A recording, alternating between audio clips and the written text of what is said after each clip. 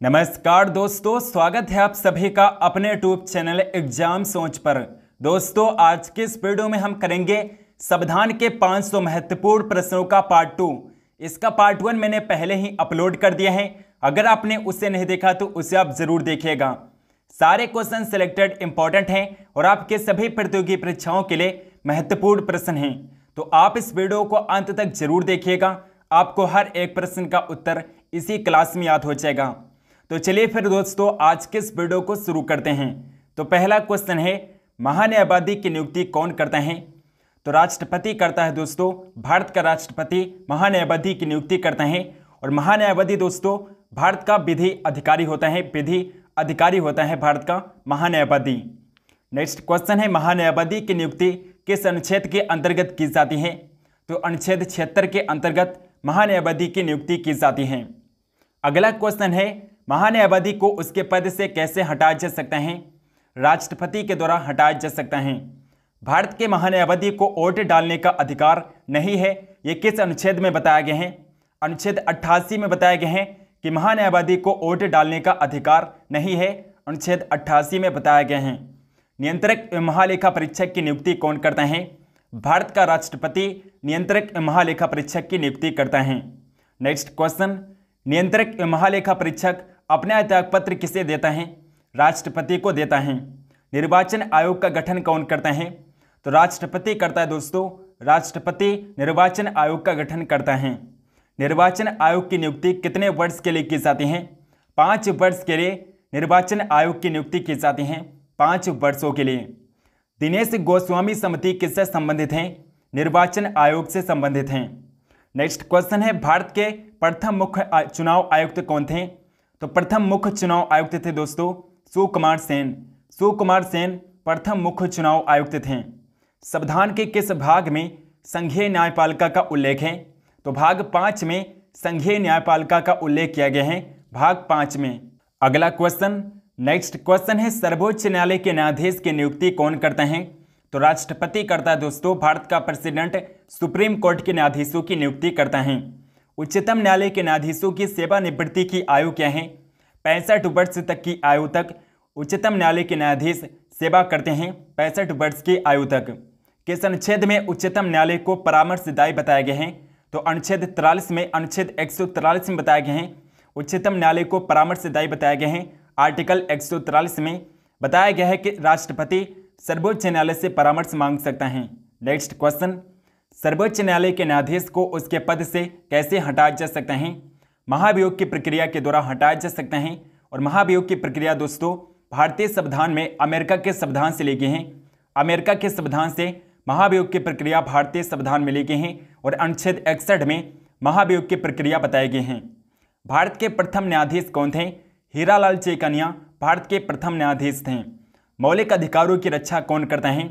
Supreme court. सर्वोच्च न्यायालय मौलिक अधिकारों की रक्षा करता है, भारत का सुप्रीम कोर्ट।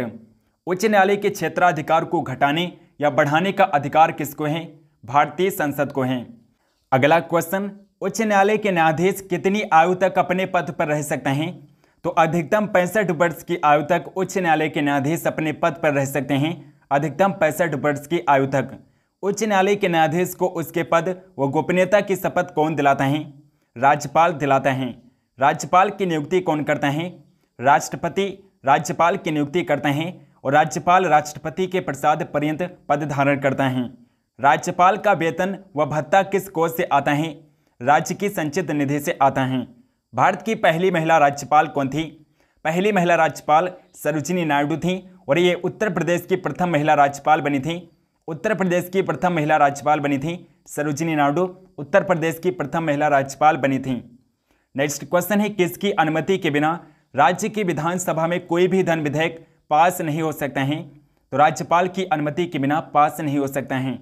किसी राज्य के राज्यपाल को शपथ ग्रहण कौन कराता है? उस राज्य का मुख्य न्यायाधीश कराता है। राज्यपाल को शपथ ग्रहण उस राज्य का मुख्य न्यायाधीश कराता है। मुख्यमंत्री की नियुक्ति किस अनुच्छेद के अंतर्गत की जाती है? तो अनुच्छेद 163 के अंतर्गत मुख्यमंत्री की नियुक्ति की जाती है। नेक्स्ट क्वेश्चन, कौन सी महिला प्रथम मुख्यमंत्री बनी थी? तो सुचेता कृपलानी थी जो प्रथम महिला मुख्यमंत्री बनी थी और ये उत्तर प्रदेश की प्रथम महिला मुख्यमंत्री बनी थी। उत्तर प्रदेश की प्रथम महिला मुख्यमंत्री बनी थी सुचेता कृपलानी। अगला क्वेश्चन, विधानसभा का सदस्य बनने के लिए आवश्यक न्यूनतम आयु कितनी होती है? 25 वर्ष होती है विधानसभा का सदस्य बनने के लिए, या फिर लोकसभा का सदस्य बनने के लिए।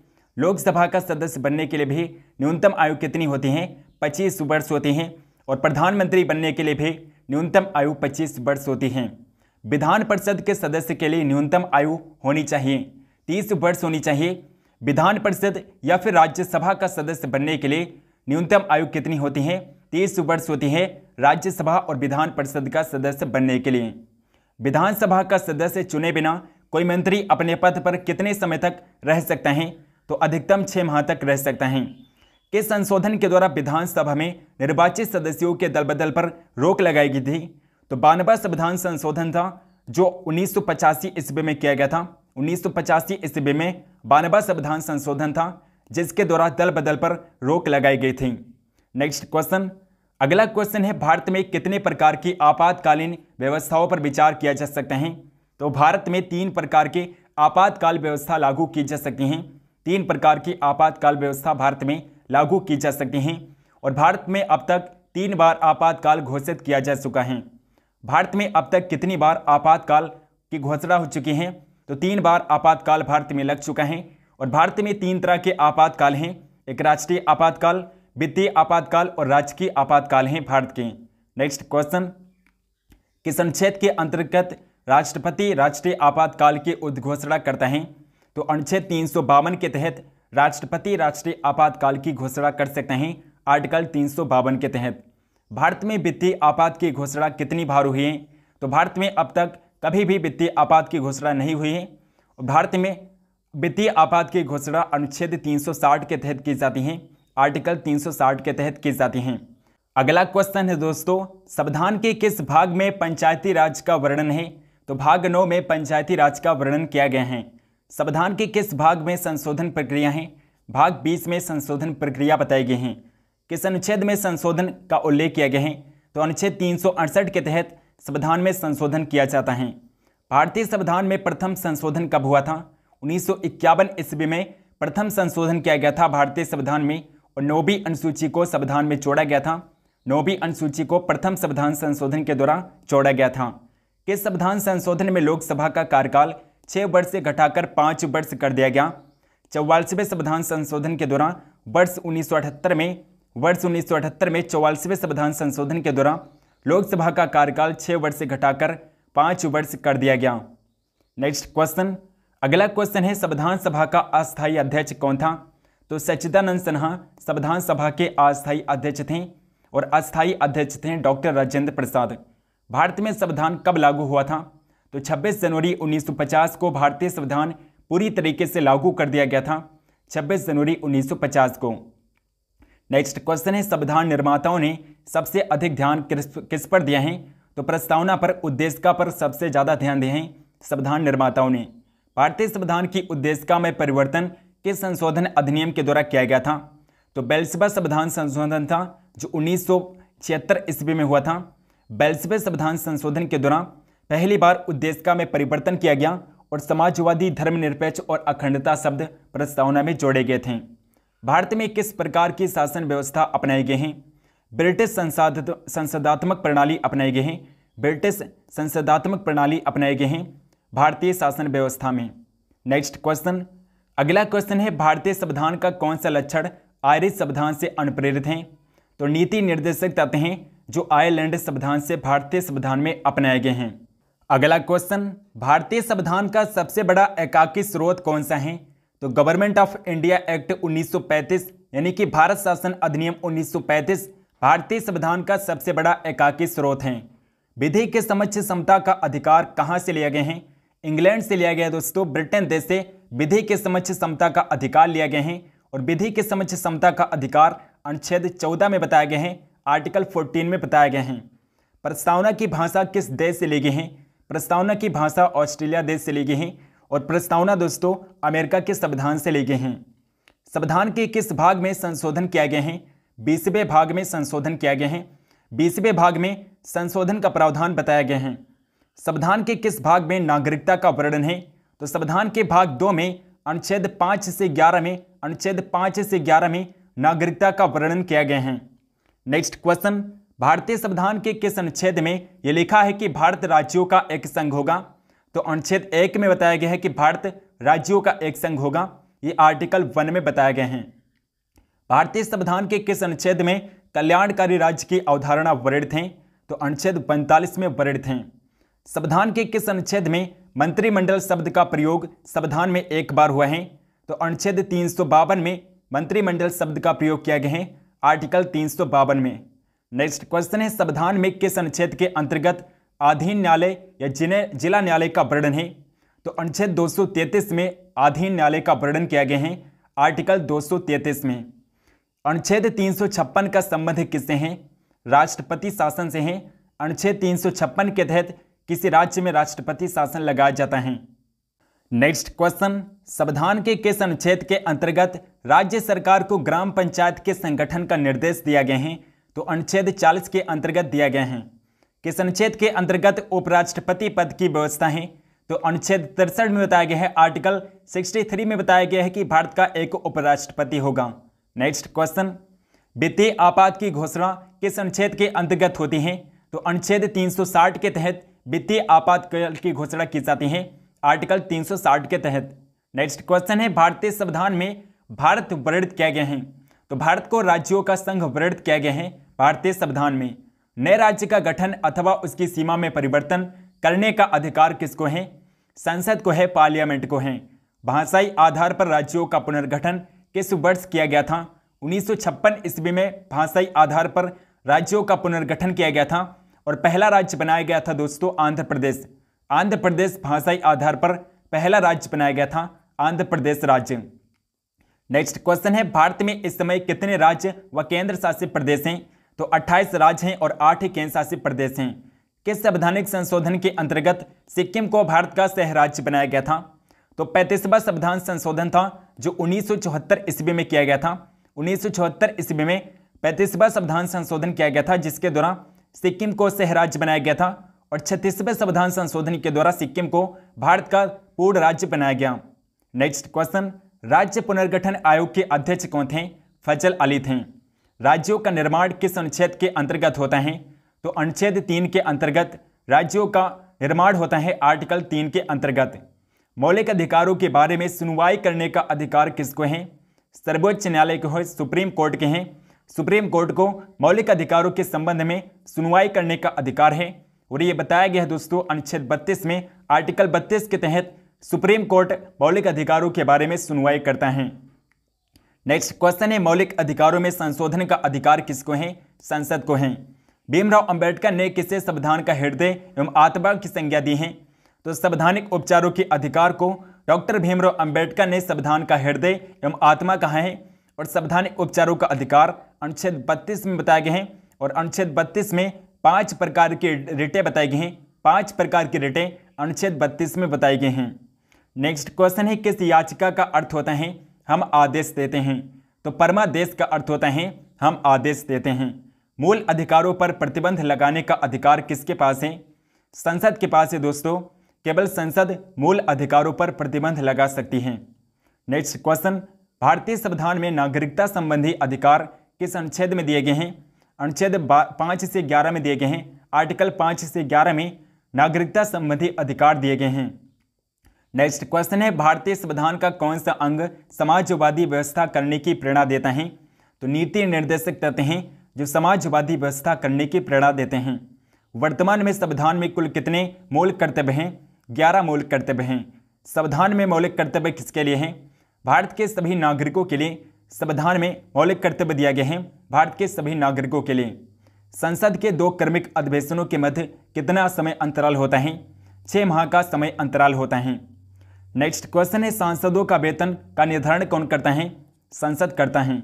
भारत के राष्ट्रपति की तुलना किस देश के सम्राट से की जा सकती है?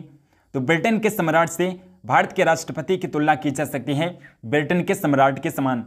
भारत के तीनों सेनाओं का सर्वोच्च सेनापति कौन होता है? राष्ट्रपति होता है। राष्ट्रपति को उसके पद से कैसे हटाया जा सकते हैं? संसद द्वारा महाभियोग चला करके राष्ट्रपति को उसके पद से 5 साल से पहले ही हटाया जा सकता है। राष्ट्रपति पर महाभियोग की प्रक्रिया कहां से ली गई है? अमेरिका के संविधान से ली गई हैं। अगला क्वेश्चन है, राष्ट्रपति पद रिक्त होने पर कितने समय में भरना आवश्यक होता है? तो अधिकतम 6 माह के भीतर भरना आवश्यक होता है। नेक्स्ट क्वेश्चन है, राष्ट्रपति अपना त्यागपत्र किसे सौंपता है? राष्ट्रपति दोस्तों अपना त्यागपत्र देता है उपराष्ट्रपति को और उपराष्ट्रपति अपना त्यागपत्र देता है राष्ट्रपति को। किस विधेयक को राष्ट्रपति पुनर्विचार के लिए नहीं लौटाता है? तो धन विधेयक को नहीं लौटाता है। किसी व्यक्ति को दोषी पाए जाने पर कौन उसे क्षमादान दे सकते हैं? तो राष्ट्रपति क्षमादान से दे सकते हैं। केवल राष्ट्रपति को क्षमादान की शक्ति प्राप्त है राष्ट्रपति को। भारत का राष्ट्रपति राज्यसभा में कितने सदस्य मनोनीत कर सकते हैं? तो 12 सदस्यों को राष्ट्रपति राज्यसभा में मनोनीत कर सकते हैं। पहले 2 एंग्लो इंडियन को राष्ट्रपति मनोनीत करता था, लेकिन एंग्लो इंडियन को दोस्तों 2020 में समाप्त कर दिया गया। 2020 में उपराष्ट्रपति को पद व गोपनीयता की शपथ कौन दिलाता है? राष्ट्रपति दिलाता है। नेक्स्ट क्वेश्चन है, राज्यसभा का पदेन अध्यक्ष कौन होता है? तो उपराष्ट्रपति राज्यसभा का पदेन अध्यक्ष होता है और उपराष्ट्रपति दोस्तों राज्यसभा का सदस्य नहीं होता है। राज्यसभा की बैठकों का सभापति कौन करता है? उपराष्ट्रपति करता है। उपराष्ट्रपति पद हेतु कम से कम कितनी आयु आवश्यक है? तो 35 वर्ष की आयु होना आवश्यक है उपराष्ट्रपति का चुनाव लड़ने के लिए। उपराष्ट्रपति को किसके समान वेतन मिलता है? लोकसभा के अध्यक्ष के समान वेतन मिलता है उपराष्ट्रपति को। नेक्स्ट क्वेश्चन है, संविधान के किस अनुच्छेद में उपराष्ट्रपति का वर्णन है? तो अनुच्छेद 63 में बताया गया है कि भारत का एक उपराष्ट्रपति होगा। लोकसभा व राज्यसभा में गणपूर्ति संख्या क्या है? कुल सदस्य संख्या का 1/10 भाग है लोकसभा व राज्यसभा में गणपूर्ति संख्या। राज्यसभा के सदस्यों को नामित करने का अधिकार किसको है? राष्ट्रपति को है। राज्यसभा की प्रथम महिला सचिव कौन थी? BS रमा देवी। राज्यसभा की प्रथम महिला सचिव थी BS रमा देवी। राज्यसभा का प्रथम बैठक कब हुई थी? तो 13 मई 1952 को राज्यसभा की प्रथम बैठक हुई थी 13 मई 1952 को। नेक्स्ट क्वेश्चन है, भारत के कौन से प्रधानमंत्री राज्यसभा के सदस्य थे? तो श्रीमती इंदिरा गांधी और मनमोहन सिंह थे, जो प्रधानमंत्री पद पर रहते हुए राज्यसभा के सदस्य भी थे। नेक्स्ट क्वेश्चन है दोस्तों, लोकसभा के सदस्यों का कार्यकाल कितना होता है? 5 वर्ष होता है और राज्यसभा के सदस्यों का कार्यकाल 6 वर्ष होता है। राज्यसभा के सदस्यों का कार्यकाल 6 वर्ष होता है और लोकसभा के सदस्यों का कार्यकाल 5 वर्ष होता है। संविधान में लोकसभा में सदस्यों की मूल संख्या कितनी है? 552 है, लेकिन अब दोस्तों 550 हो गई है। लोकसभा में सदस्यों की संख्या 550 है। पहले इसमें 2 एंग्लो इंडियन थे, जिन्हें 2020 में समाप्त कर दिया गया। नेक्स्ट क्वेश्चन है, कौन सा राज्य सबसे अधिक प्रतिनिधि लोकसभा में भेजता है? तो उत्तर प्रदेश राज्य है दोस्तों। उत्तर प्रदेश राज्य लोकसभा में 80 सीटें यानी कि 80 प्रतिनिधि को भेजता है। सबसे ज़्यादा सीटों की संख्या उत्तर प्रदेश में है और दूसरे नंबर पर महाराष्ट्र राज्य है। महाराष्ट्र राज्य लोकसभा में 48 सीटें भेजता है अपने राज्य से महाराष्ट्र राज्य, और उत्तर प्रदेश सबसे ज़्यादा 80 सीटें भेजता है। आई होप कि दोस्तों आपको वीडियो पसंद आई होगी। अगर आपको वीडियो पसंद आई है तो आप इस वीडियो को लाइक ज़रूर करिएगा और इस वीडियो को शेयर भी करिएगा। चैनल को सब्सक्राइब नहीं किया है तो प्लीज़ चैनल को सब्सक्राइब करके बेल आइकन को ऑल पर क्लिक कर लीजिए, ताकि हम जो भी वीडियो डालें उसकी नोटिफिकेशन आप तक जरूर पहुँचें। और दोस्तों इसका पार्ट 1 मैंने ऑलरेडी अपलोड कर दिए हैं, अगर आपने उसे नहीं देखा तो उसे आप ज़रूर देखिएगा।